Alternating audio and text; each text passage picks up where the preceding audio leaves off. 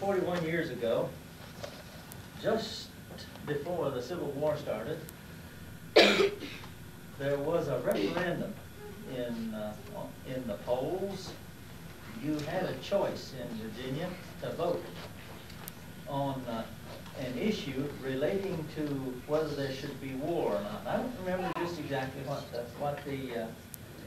how the referendum was worded or what it was, but there was a certain Mennonite man who walked to the polls that day at Mount Crawford, Virginia, which is a little town north of Harrisonburg, south of Harrisonburg.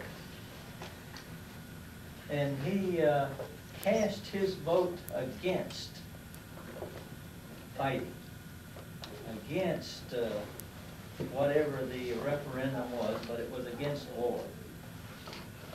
There was a man at the polls whose name was Early.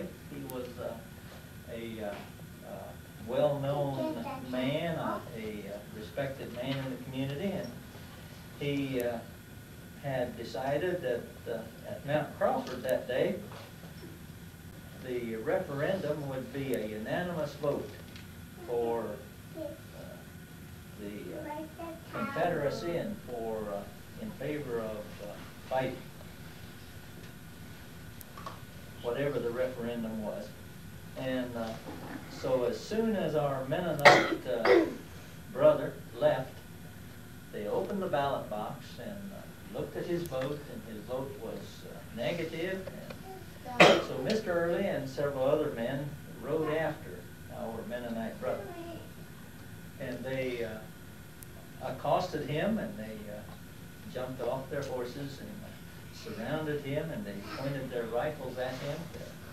Muzzle loaders at that time, I suppose, and they said, we want you to go back and rescind your vote. And I think the story would be much more interesting if our brother would have said, well, here I am, you can do whatever you want to with me.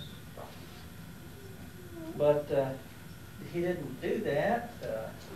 Maybe he thought it wasn't important enough, his vote, that maybe he didn't think that the Holy Spirit really had told him to vote. I'm not sure what his reason was, but he went back and rescinded his vote. He would have rather had his life than, in other words, what I'm saying simply is that apparently it wasn't a conviction with him to vote against whatever was being voted for, and so he went back and rescinded his vote. They had a unanimous vote at Mount Crawford.